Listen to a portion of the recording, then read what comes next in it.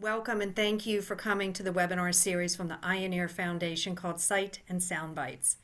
This bi-weekly webinar series highlights research at the University of Pittsburgh School of Medicine. Today's topic, Sinonasal and Allergies. I'm Heather Cronus-Danek, Director of Development of the Eye and Ear Foundation.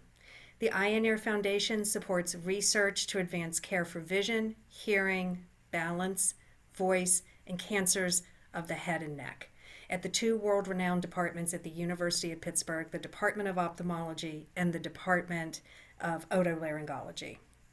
The funds we provide from EEF to support research are only made possible because of philanthropic support. Housekeeping tips. Chat's been disabled. Use the Q&A function at the bottom of your screen if you have any questions. Refrain from asking personal health questions if possible. Please feel free to use the show subtitles function for closed captioning, which we have activated. You'll receive a survey tomorrow. Let us know how we did. And you'll be added to our email list for future webinars. So I am honored to introduce a newer member of the Department of Otolaryngology, Dr. Mikhaylo Szczupak, Assistant Professor. So welcome to the webinar and welcome to Pittsburgh, Dr. Szczupak. Thank you very much. Really excited to be here and wanted to thank you for the invitation. Today we're going to be discussing breathing, sinonasal and allergies primarily. I wanted to take a few moments to thank all the members of our ENT allergy team here at UPMC, starting from our medical assistants, nurses, physician assistants, and even other physicians who participate in the care of these patients within our department.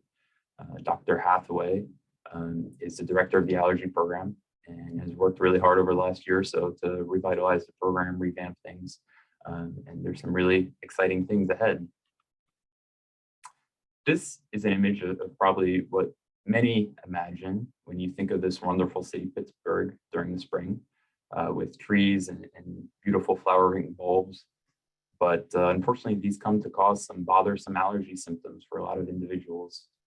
My goal in the next 30 minutes or so is to share our approach to allergies as otolaryngologists, and during this discussion, highlight specific research discoveries that the faculty in this department have made, really thanks to the generous support of the Eye and Ear Foundation and you all who are here today.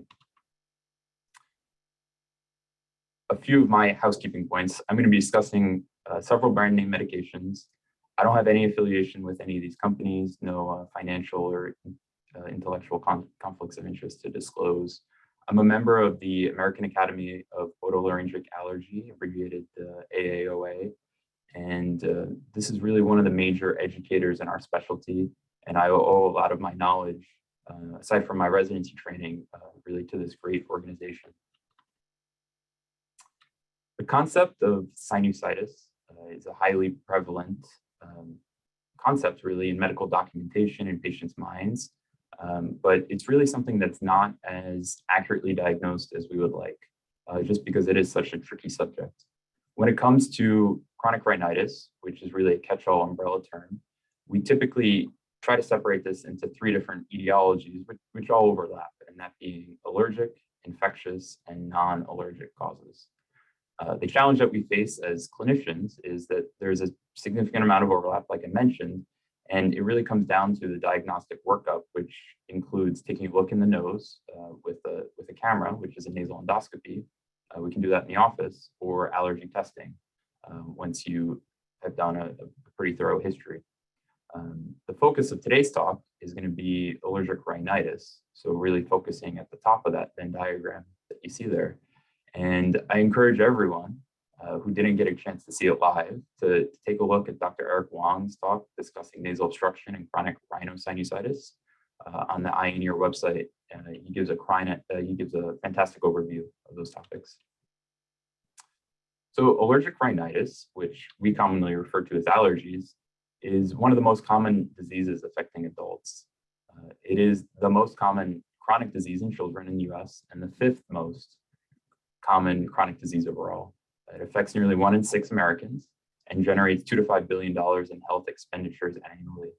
And it's got a significant quality of life impairment through a combination of loss of work and school attendance and decreased productivity. And that accounts for $2 to $4 billion per year.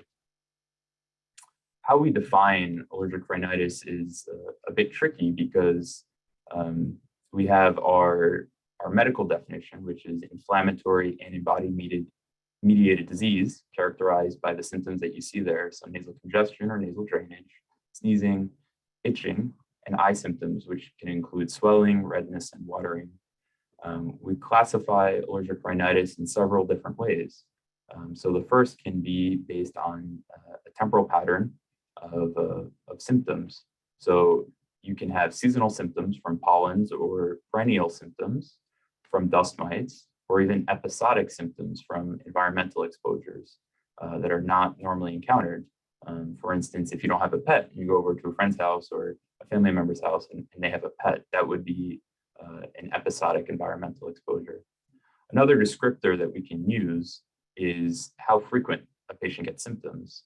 This can be divided into intermittent symptoms, which is less than 4 days per week or less than 4 weeks per year, or the converse of that being persistent, which is greater than 4 days per week or greater than 4 weeks per year. Lastly, we can separate patients into severity of symptoms. So this is subdivided into mild, which are symptoms that don't affect quality of life or really have a big interference with quality of life, or severe symptoms, which is when symptoms are bad enough to interfere with quality of life. Clearly, none of these methods to classify allergic symptoms are perfect, and in clinical practice, we're really using a combination of this. There's a few interesting topics within just the 50,000-foot view of allergies that are interesting to me, and I think interesting to most people as well.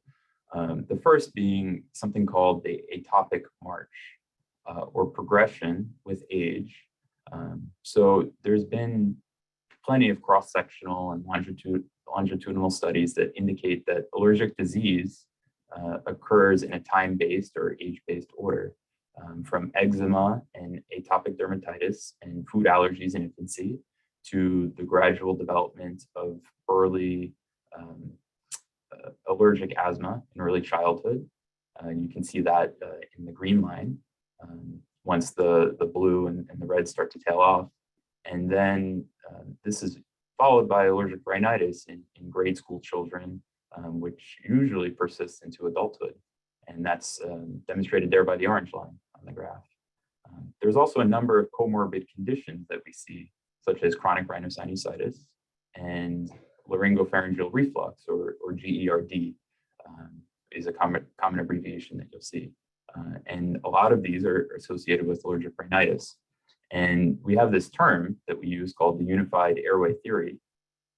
And I'm of the perspective that as an otolaryngologist, we're perfectly suited to diagnose and also manage a lot of these overlapping conditions, sort of at the head of a multidisciplinary team between pulmonary, gastroenterology, and immunology or infectious disease.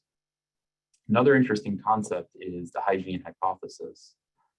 If this was an in-person lecture or discussion, this is when I would ask for some audience participation, but since we're doing this through Zoom,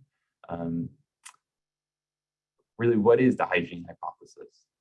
It states that in early childhood, exposure to particular microorganisms protects against allergic disease by contributing to the development of the immune system. And in particular, lack of exposure is thought to lead to defects in the establishment of immune tolerance. It really boils down to, does growing up on a farm versus growing up in a city in a really clean environment, does that make a difference? And we're really thinking it does. And that's part of the reason why allergies are so common today. As we go through this discussion of allergies and really the whole gamut of what the options are, I'm going to try to highlight some of the research that's been done in this department. This was a publication from the early 2000s by Dr. Ferguson, and she published her work on the influence of allergy symptoms and what role that plays on sleep. And as you can see on the right side of the screen, they looked at 4 symptoms: sneezing, blocked nose, runny nose, and itchy nose. And they tracked these symptoms over time and they had patients grade their symptoms. And what they found was that symptoms were most severe in the morning, at that time of around 6 in the morning. And these really increased from that midnight to 6 a.m. time period. And it's believed to be that it's a combination of laying flat and variations in the circadian rhythm that cause these symptoms. And it's so classic that allergy patients have symptoms worse in the morning. And Dr. Ferguson was really instrumental in proving this. So a little bit about the immune system, and not to get bogged down in the details, but we can separate the immune system into innate immunity and adaptive immunity. And part of the innate immune system are the physical barriers that our body has. So part of that being the skin, the mucous membranes of the mouth and the GI tract, and even the stomach acid that we have. That's part of what protects us. And the goal of the immune system is to provide surveillance and protect us, but we also want to get some memory if we're exposed to a virus or bacteria in the future. When you look at the cellular level in the blood, you can separate the immune system into innate immunity, which are cells that respond to antigens just based on what they've been programmed to do, versus adaptive immunity, which is more of a learned response through antibody production and having memory to what they've been exposed to in the past. And with these immune factors, it really becomes important that there's an equilibrium. And that's the balance between tolerance and response. As I mentioned, the immune system is critical to fight off pathogens that we encounter, but it's also critical to tolerating ourselves. And this is a really fine balance that can get thrown off when we're encountering so many things just throughout the normal day. And if you're looking at this diagram, anything, if you get thrown off anywhere, that's where you can develop disease. And if you're starting from the top right and working clockwise, if that ability to tolerate your environment gets thrown off, that leads to allergic disease. If that ability to respond to a pathogen gets thrown off, that leads to infectious disease and infections. If the ability to respond to cancerous cells gets thrown off, that leads to cancer. And the ability to tolerate yourself, if that gets thrown off, that leads to autoimmune conditions. So it's this really fine balance that needs to work really in perfect harmony. In the early 2000s, really a landmark paper came out in the New England Journal of Medicine, and the details are really beyond the scope of this talk, but they started looking at how all of these factors and interleukins, which are chemicals that these cells produce, how they all interact. And they really started to be able to isolate these different immune cells which contribute to allergy symptoms. Another interesting subject within allergic rhinitis and that's related is something called oral allergy syndrome, which a lot of people may say, hey, I actually get some of these symptoms. But to just give a little introduction to this, this is a 3D comparison of the proteins from apples compared to celery. And these were compared to birch pollen. It's sort of a strange relationship, but if you look at all the areas that are bright red here, looking at the surface structure of these proteins, the red areas are the areas that are the regions of the protein that are conserved. And given that there's a lot of structural similarity between birch pollen, there's an association that people with birch pollen allergy are also more likely to be allergic to apples and also less so to celery. So it's this cross-reactivity between inhaled allergens and food cross-reactivity. And it has implications on symptoms that can change based on the pollen that's in the air and the food that you're eating. We have a chart that we discuss with patients in certain situations, but these associations with birch are typically apple, celery, carrot, zucchini, hazelnut, pear, peach, plum, cherry, strawberry, orange. And there's others where patients that have allergies to grass can also have associated food sensitivities to tomatoes, peanuts, pea, wheat, rye, apple, and carrot. Also for ragweed, it's typically melons and banana. The interesting part about this is a lot of patients get symptoms if they eat raw foods, but if they're eating cooked apples and they have the birch allergy, it really isn't an issue because the protein gets denatured. So just another interesting thing to discuss within allergies. To start focusing on really what causes allergies, we separate this into indoor, inhaled allergens, and outdoor. The most common indoor allergens that we see around us are dust mites, and it's really the dust mite feces, which is the most allergenic component. Another common one is mold spores that you'll see indoors, cockroach, and pet dander, especially cat saliva. That's really one of the most allergenic things that we encounter. When it comes to outdoor allergens, mold spores are also found outdoors as well, but we typically think about these with a seasonal relationship. So trees being most common in the spring, grasses that flower most common in the summer, weeds and the associated pollen most common in the fall, and molds really are seen year-round. Shifting gears and really now focusing on what we can do for patients with allergies, we think about it as a ladder. And we like to do it in a stepwise approach and really try to give each step along the way a good shot. Starting at the bottom, our goal overall is symptom control. And it would make sense that if you could avoid something that triggers your symptoms or employ an environmental control strategy, that would make sense, and that's a good theoretical option.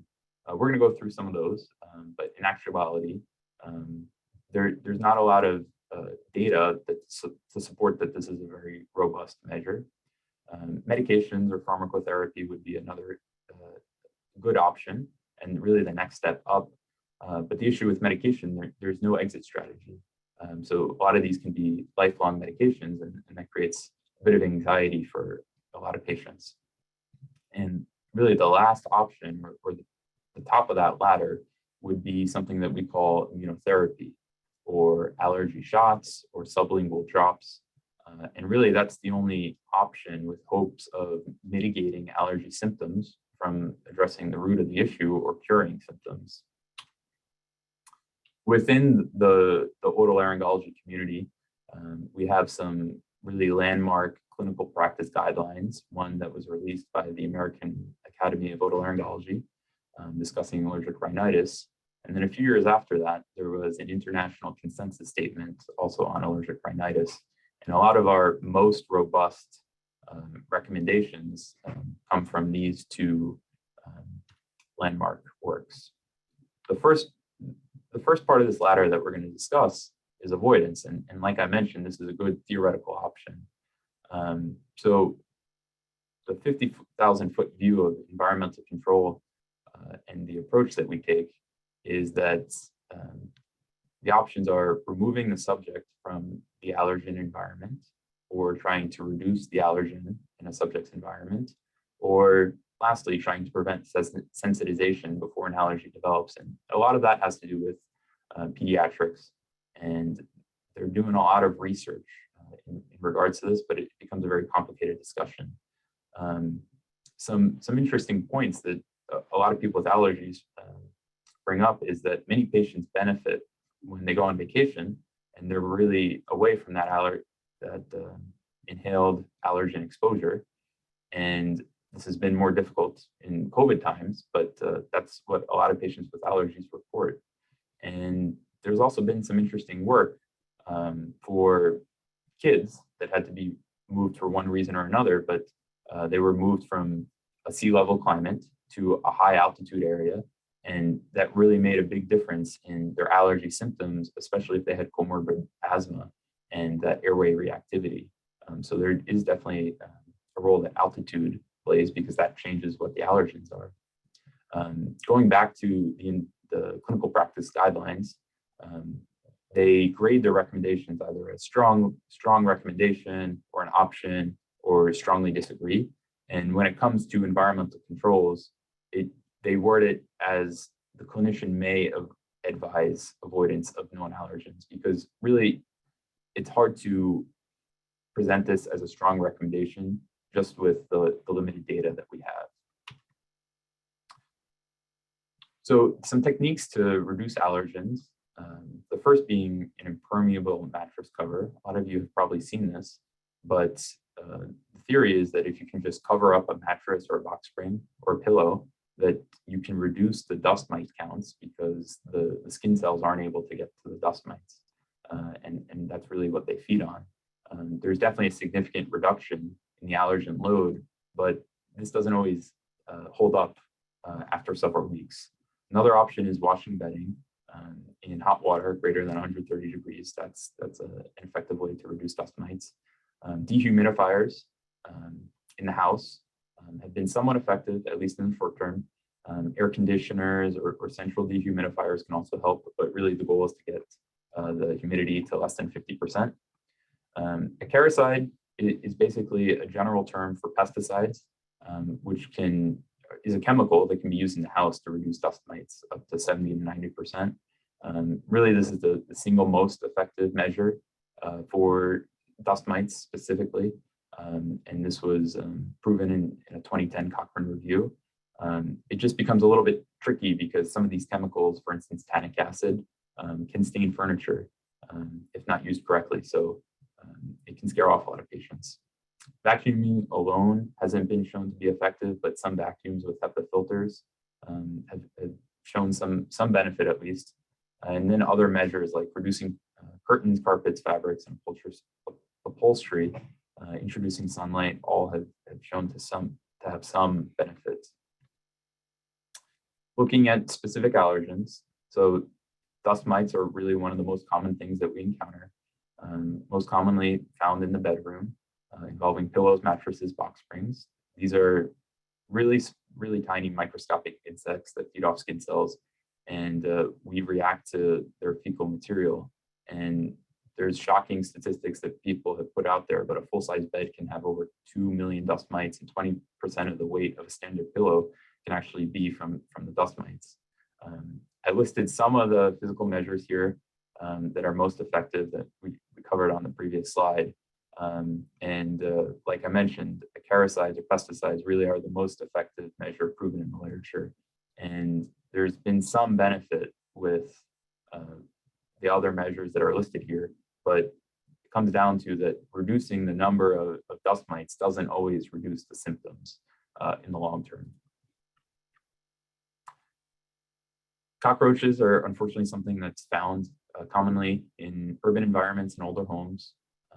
There's been some association with lower socioeconomic settings, but they can also be found in old homes, and they're really more prevalent than most people are willing to admit. It's been traditionally very difficult to control cockroach infestations, but some measures that have been partially effective in improving symptoms are insecticide bait traps, house cleanings, and exterminations.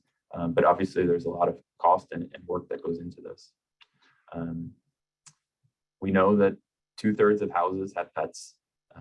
Like I mentioned, it's the pet dander, but the most allergic, or what most people have the highest sensitivity to, is really the cat saliva. And it's a protein called FeLD-D1. And there's been some research out there that shows even once a cat has been removed from a house, or if you move into a house where a cat has been, it can take up to 4 to 6 months for that cat dander and allergens to be removed with active cleaning and even treatments. Overall, we find that fewer people develop allergies to dogs, but it's also very common.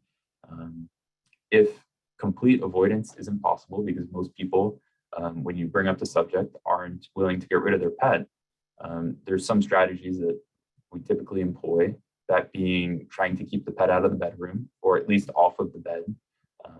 That definitely has to be the minimum.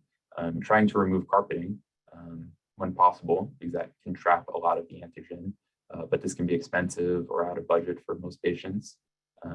Those acaricides that I mentioned can help to chemically denature the allergenic material, and even HEPA filters can be helpful.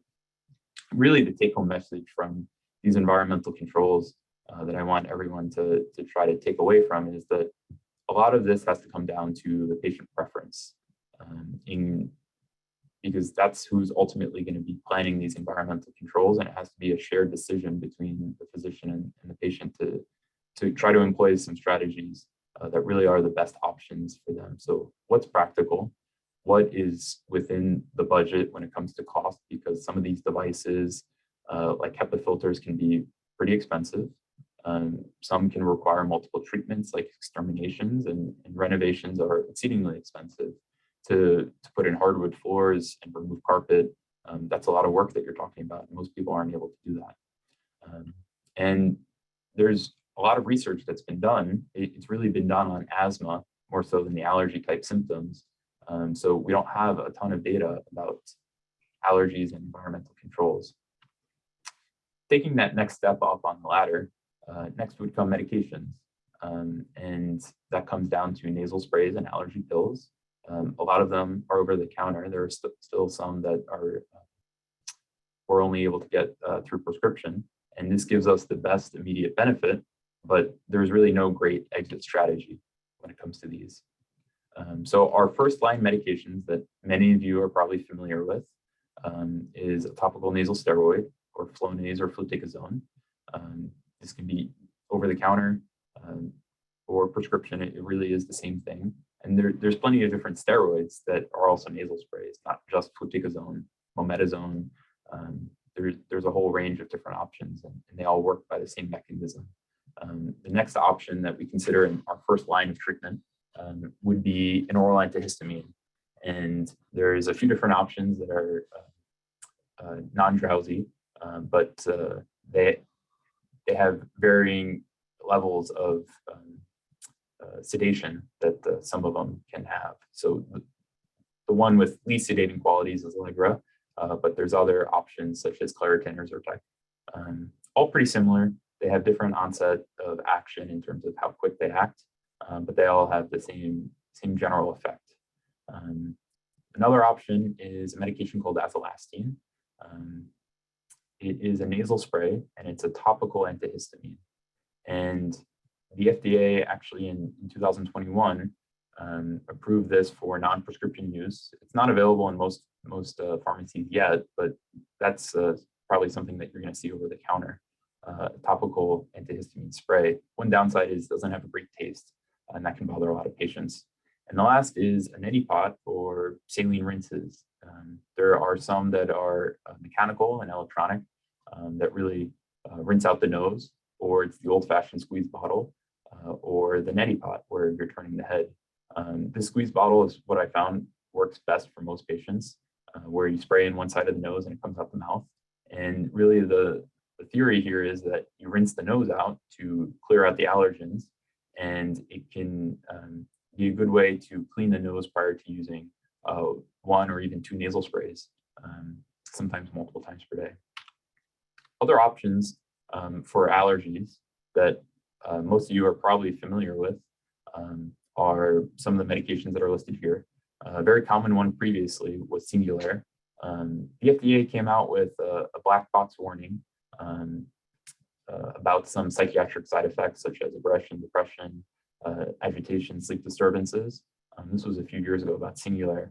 So really, it's not our first line option for allergies anymore. It can help if there's some associated lung symptoms or asthma, but it's not a great first line option for allergic rhinitis. Oral decongestants can be used for short term to help with symptoms, but it's really not the long-term answer. So you're talking something about pseudoephedrine. The reason why we don't like it long-term is that it doesn't treat the underlying issue, and there's side effects such as insomnia or changes in blood pressure. So that's really why it's not the long-term option here. There's another nasal spray that acts in a different way. It's called nasal chrome, and it stabilizes mast cells. And the goal is to prevent the release of histamine. Some patients get benefit from this, but again, not a first-line option. And another nasal spray that's also a medication for the lungs is Atrovent. And this is a medication that we use for rhinorrhea or a lot of mucus in the nose. And it really works to just decrease mucus production in those and can cause too much dryness in some patients. Medications that we don't recommend for allergies, at least in the long term, are oral steroids such as prednisone because of the risk of side effects, insomnia, mood changes, and it can affect your bone health with long-term use. Kenalog is an injectable steroid that some were previously using to inject into the turbinates in the nose.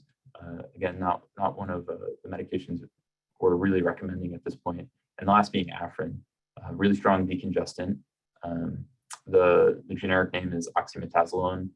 There's other nasal sprays that contain the same medication called Sinex that you can find over the counter. And the issue with long-term use is this can cause rebound swelling, making symptoms of nasal congestion even worse. So what's most interesting about allergies is immunotherapy. And this is really the top of the ladder. And this gives us really our only chance for cure. The goal with immunotherapy or allergy shots or drops is to create a tolerance within the immune system. And this can control symptoms, reduce medication use, and also reduce reactions that you get when you're exposed to these allergens. And in patients who have severe symptoms that develop issues with the lungs or difficulty breathing, this can be really helpful for the highly allergic patient.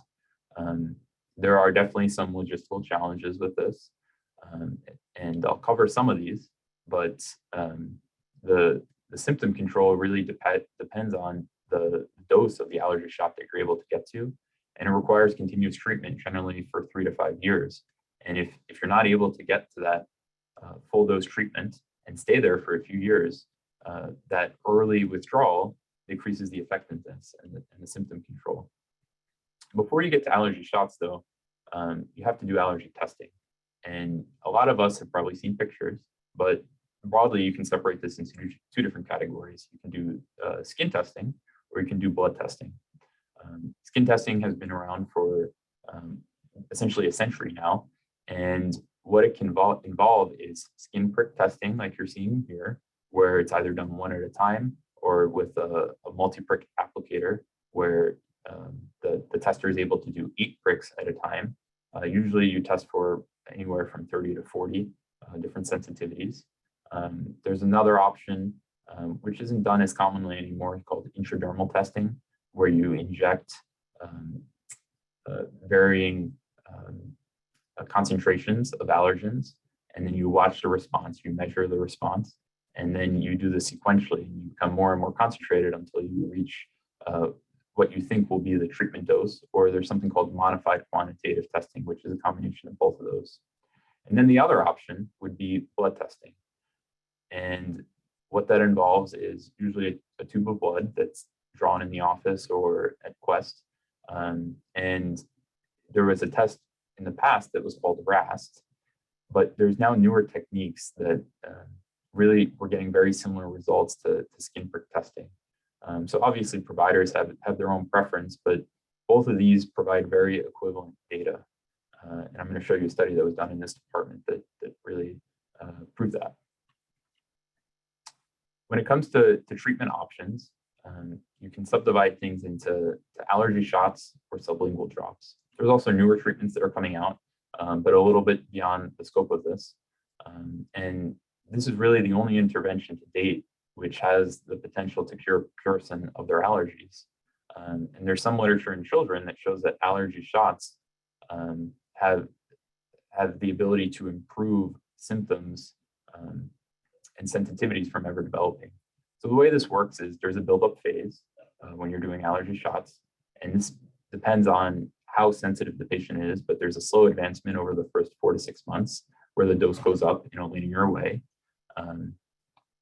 You continue at this highest dose, which is we call maintenance, and you continue this 1 time a week for at least a year, this maintenance dose. And then when you get to your 2nd year, you can space things out to every 2 weeks. When you get to the 3rd year of maintenance, you can space things out to every 3 weeks. And after 3 years, that's generally when you've reached your maximum benefit and you start to think about stopping allergy shots. Many will have no symptoms after stopping, but it's always possible to develop symptoms years later. And by testing, we can tell whether a patient is highly allergic to an allergen or just slightly allergic. So that's how we guide where we're going to start our treatment. When it comes to sublingual, which we abbreviate as SLIT, S-L-I-T, sublingual immunotherapy, this is an alternative means to treat allergies without injections. And there's always a pros and cons discussion that we have with patients. But essentially, this is a small dose under the tongue to boost tolerance to the substance and reduce symptoms. Again, it's daily therapy, and you do this at home. The first dose is given in the office to make sure there's not a severe reaction. And the goal is to reach maintenance. It's not technically FDA approved, so it's still considered an off-label use and not covered by insurance. So there's definitely some cost consideration that goes into this. There are some local and mild reactions, which more commonly occur early in treatment, but then the dose is adjusted and most patients do just fine. And there's some literature out there to show that the sublingual drops are just a little bit safer than allergy shots, but also show you that allergy shots, it's very, very rare to get a reaction that is very life-threatening. In 2018, there was a study published by our department that showed, looking prospectively and retrospectively at 177 patients undergoing allergy testing and treatment. And what they found was that there really was no difference in getting to maintenance. They called it time to maintenance. So getting to that maximal dose that you need to continue based on whether patients underwent blood testing or skin prick allergy testing. There was some shortening with that modality that's called intradermal testing, which is not commonly done. So really there isn't a huge difference between blood testing and skin prick testing. And they also demonstrated that there's not a correlation with symptom improvement in terms of how quickly you got to maintenance therapy.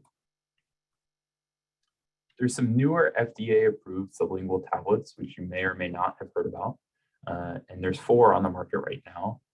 The names are pretty witty, but there's Grastec, which is for Timothy grass, Ragwitec for short ragweed, Aeroallergens, which is a combination of several different pollens, ryegrass, Timothy, Kentucky bluegrass, among a few others, and Odactra, which is for the 2 most common dust mites that you'll see. So those are the 4 FDA-approved sublingual tablets, rather than the sublingual drops, which is a formulation made in the office and the patient sent home with a bottle. This is something that's sent from the pharmacy for the patient. And the first dose is given in the office to make sure that there's not a reaction. And this is something that's continued on a daily basis, and the patient takes it at the same time at home every day. All of these are approved for adults ages 18 to 65, and 2 of them, Grastec, has been approved for kids down to age 5, and Aeroallergens has been approved for kids down to age 10. There are some contraindications, and I'll also talk about the contraindications of allergy shots and drops, but a few of these being severe, unstable, or uncontrolled asthma, a history of a severe reaction to allergy drops under the tongue in the past, a condition called eosinophilic esophagitis, and any allergy or hypersensitivity to the non-active ingredients in these pills. Any of those would preclude use of these. The risks of immunotherapy, they're pretty low, but the most common reaction that we see is swelling at the injection site. We do injections on the upper arm, so it can be some redness around the injection, usually just a few millimeters, but very rarely it spreads more than that, and then we adjust things accordingly. Typically occurs in the first 10 or 20 minutes of a shot, but sometimes it takes longer than that. And this is why we have patients stay in the office for 30 minutes after injections. The most feared complication, which is exceedingly rare, is something called anaphylactic reaction. And this includes that classic constellation of symptoms of shortness of breath, hives, wheezing, throat swelling, and it can be life-threatening because that throat swelling can really affect the airway. It's less than 1 in a million reaction, and most of these reactions occur in patients with severe or uncontrolled asthma or those patients who are on beta blockers. And that's a very special situation where epinephrine, which is your bailout treatment, doesn't work as well. So that's why allergy shots always have to be given under supervision, and patients are kept in the office for observation after that. Our department put out a paper about the safety of allergy immunotherapy. And this was a retrospective study looking at more than 1,500 patients. And it looked at safety and areas where quality improvement could be done. No one likes to admit their errors, but that's really how you learn. And in the care of 1,500 patients, they only came up with a few instances where something went wrong. So there were 4 times where there was a patient identification error, 3 times where the vial there was an error in how it was mixed, and 2 instances in the incorrect dose being given. So that's pretty good if you think about the 1,500 patients that were treated. In these 1,500 patients that were treated, there were only 7 episodes of anaphylaxis. That's a very severe reaction, and that boils down to less than 0.01%, or 1 in every 10,000 injections per year. These are the contraindications. So we don't do allergy shots in these situations. In patients who use beta blockers for blood pressure control or any issues with the eyes, a patient who can't take epinephrine, patients who don't consistently show up for their allergy shots, that's not something that can be continued, because if you're not showing up consistently, it increases your chance for reaction. Autoimmune conditions. We continue allergy shots in pregnancy, but we don't start patients who are pregnant just because of the risks. Underlying asthma, like we talked about, and any other reason for the immune system being lowered. We know with a lot of research out there that allergy shots work, and the way they've proven it is it helps with symptoms. So this is sustained symptom improvement in terms of symptoms going away, reducing the amount of nasal spray or allergy pills that you need to take, and the quality of life improvement that these patients get. And there's also been a lot of objective data that has proven this as well. Changes in the immune system, new blocking antibodies that pop up after allergy shots have been performed that help to reduce the response to those very allergic sensitivities, reduce skin reactivity, and patients with asthma have shown really a lot of benefit with their lung function after allergy shots. In terms of our practice, it's currently these 4 facilities within our ENT department: Mercy, Shadyside, Monroeville, Horizon, doing allergy testing. So that's the skin prick testing, allergy shots in the office. So patients generally coming once a week, and that gets spaced out the longer that you're on treatment. Mixing the sublingual drops that can be given under the tongue, first dose in the office, and subsequent doses given at home by the patient on a daily basis. And also starting patients on these FDA-approved sublingual drops, sublingual tablets, which are covered by insurance. So really, we have the whole gamut, and there's a lot of providers that are involved with this. So really, to wrap up, I think as otolaryngologists, we're very fortunate to be in this position where, when you think about the unified airway and everything that goes into allergies and all the comorbid conditions, including chronic sinusitis, nasal polyps, reflux, and these types of issues, we can really help patients get the right treatment that they need and refer them to the specialists that can help with other issues like asthma. And it's really these treatment innovations and the research that helps to advance care that's supported by the Ioneer Foundation that's been really helpful for this. I wanted to thank you for taking the time to join us today, and I'm happy to answer any questions. Dr. Szczupak, thank you so much. And we do have quite a few questions to begin. First of all, are common acericides, I can't pronounce that correctly, harmful to pets or young children? Yeah, there's definitely some concerns about using pesticides in the house. I'm not familiar with the individual chemicals, If you're going to employ something like that, I would definitely encourage you to read the packaging. But that's definitely a concern I have when talking to patients about them. So we have a lot of questions about house cleaning and washing and different things. So we'll start with, how often should we wash our sheets, bedding cover, etc., for dust mites? So the usual recommendation is every 1 to 2 weeks. Okay. It's not only washing the sheets and the bedding, but also the clothes that you sleep in to make sure that the dust mites don't accumulate there.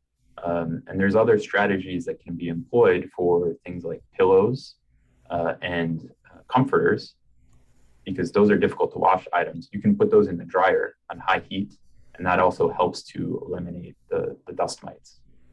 So that's what we typically recommend when it comes to the bedding. In addition to the zippered mattress covers, which are impermeable, to help separate yourself from the dust mites. So on that note, they talk about their marketing to like all detergent, free and clear, and that's wonderful for people who have skin allergies. But are they the most effective at getting rid of dust mites and the like, or do you need a stronger detergent, or is it the high heat in the washer and dryer? Yeah, it's really not as much the detergent. Okay. And I haven't seen a lot of research showing that any detergent is particularly effective, but it's that high heat, greater than 100 degrees Fahrenheit, is the typical recommendation. They even did some research looking at freezing bedding, obviously not as practical, but Right. high or low temperature is what kills the dust mites, and that prevents the debris that we're most reactive to. So you can either do that with heat, or you can do that with a physical barrier with the mattress cover. Gotcha. Thank you. So, are there long-term complications that could come from use of a daily nasal spray for allergies? So the typical reaction, the most common reaction to a nasal spray long term uh, that I see is a nosebleed. Um, I didn't get a chance to mention this, but a lot of uh, nasal sprays, it's very dependent on how you use it. So we have this technique called using the opposite hand. And the goal when you're using a nasal spray is not to spray into the middle or into that cartilage that everyone has, the nasal septum. The goal is to spray out towards the ear so that it So, keeps it back. you would go like So you that? would use the opposite hand. You would take your right hand to spray the left side of your nose. So you're spraying in this direction, and then the converse for the other side. And Gotcha. that can help prevent a nosebleed. There's other strategies that we have for nosebleeds, but I have patients that are on nasal sprays long term, and the benefit with a nasal spray is it's not a medication that's being absorbed significantly into the bloodstream. So a nasal steroid really is infinitely safer than taking an oral steroid.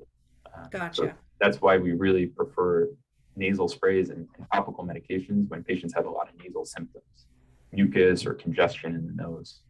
And the risks are really pretty low. That's great. So, again, a cleaning question. How often should we be cleaning our houses to avoid allergens? That's a tough question. I think what's been looked into is vacuuming, um, very labor intensive. And there are studies that have shown benefit with vacuuming using fancy HEPA filters, but it's just hard to prove that that's the long-term answer, because you get an immediate reduction in the antigen or the allergen, all that dust and other debris that you're picking up. But there's no one that said if you vacuum this many times, that's the magic answer. And on that note, what about furnace filters? If we're talking about that, is it better to change them more often or to get one that's specially designed for allergies?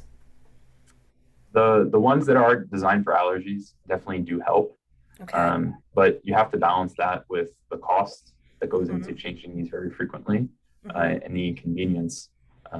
But again, it's one of the many things that helps some patients. And again, it's not the magic answer, but it Right.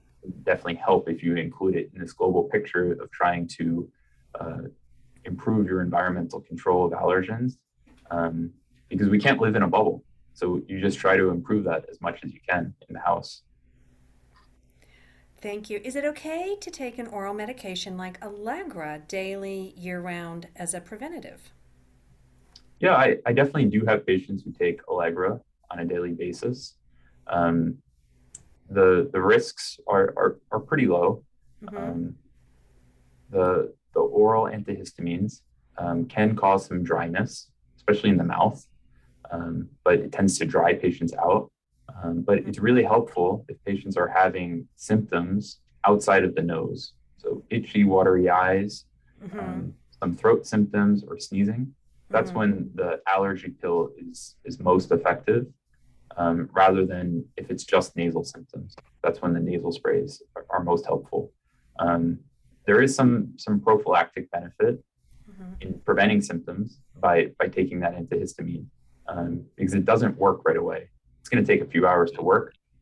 So if you're taking a 24-hour dose, you'll get some benefit going into the next day, and don't get hit with a wall of symptoms when you first wake up in the morning.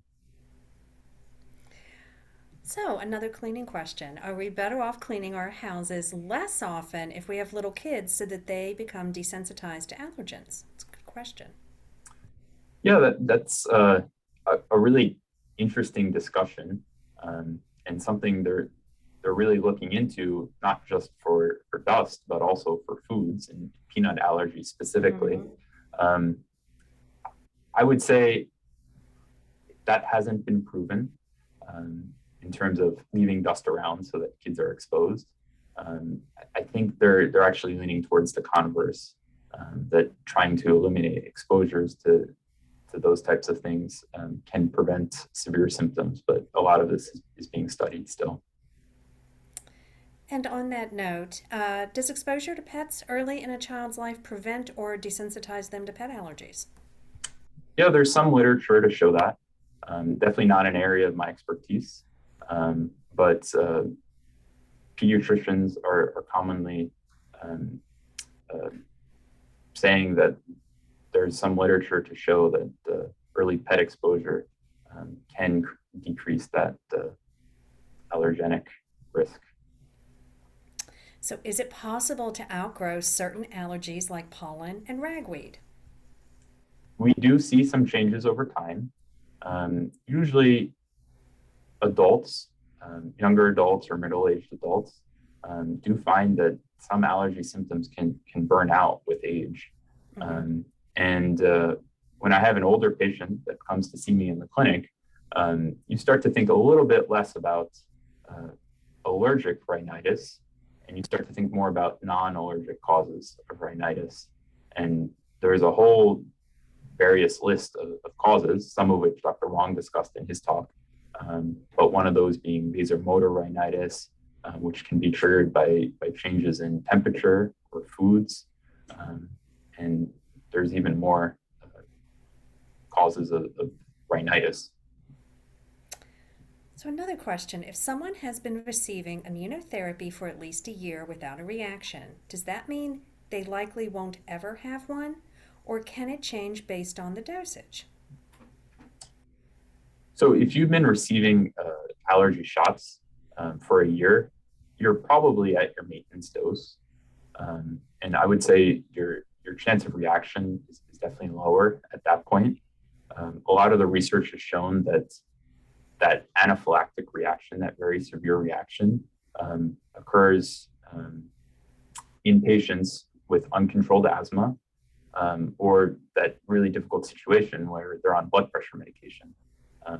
And a lot of the severe reactions aren't happening to other types of situations. It's an exceedingly rare event if you're not on one of those, if you don't fall in one of those two categories. So, what about using Flonase long term if you have osteoporosis? Flonase really is pretty safe. It's not systemically absorbed to a significant amount. And I think the risk of osteoporosis and long-term Flonase use, I really think that's relatively low. So what about HEPA air filters? Yeah, HEPA air filters are one of those environmental control strategies that have been shown to be effective, um, at least when it comes to asthma and some allergic rhinitis symptoms. It's just tough to prove how to employ them, how often to change them, because it gets very complicated. But they definitely do help some patients with symptoms.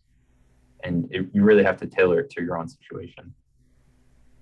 Thank you. Can nasal steroid sprays affect glaucoma? There was some previous research looking into glaucoma, um, and I tend to be a little bit more cautious in using nasal sprays in patients with history of glaucoma. And for the general population, it, it, it's safe from that perspective. But if a patient has prior history of glaucoma, that's when you start to have that risk-benefit discussion with the patient. Thank you. Can chronic nighttime congestion cause some of the same long-term health conditions as obstructive sleep apnea? That's a great question. Mhm. The nasal airway definitely does play a role in snoring and obstructive sleep apnea. Um, the treatment of allergies and addressing any anatomic issues in the nose, like a septal deviation or enlarged turbinates, so surgery to help the nasal airway, definitely can improve snoring and the quality of sleep that you get. But they haven't found that it always decreases that sleep number in patients who have obstructive sleep apnea, that AHI. So it won't cure a patient of sleep apnea, but it can help them with getting more restorative sleep. And it can also help them tolerate their CPAP mask, which is one of the measures that has been proven to improve lifespan in patients with obstructive sleep apnea, which is a very serious condition affecting blood pressure, risk of stroke, and even death. So if you can get a patient to better tolerate their CPAP and they have obstructive sleep apnea, that's great. So our last question, and it's a great one. Can you discuss iodine allergy? Yeah, so iodine allergy is something that we encounter in patients usually who have had a reaction when they get a CT scan, Mhm. and it becomes a documented allergy in their chart. It's not something that you commonly encounter in the environment, at least inhaled, but it's in that intravenous contrast agent. If we were getting a scan in those patients, there's a certain protocol. It slightly varies based on the hospital, but usually those patients are pre-medicated with steroids and Benadryl, and maybe something else if they need to get a CT scan for a certain reason. So it's something that we're familiar with, but it's very manageable. So, Dr. Szczupak, thank you so much for joining us. This was a great webinar, very timely as we're in allergy season here in Pittsburgh. Thank you to everyone who joined us today. We will be back with you in 2 weeks with another new webinar from the Eye and Ear Foundation. Have a good day. Thanks a lot.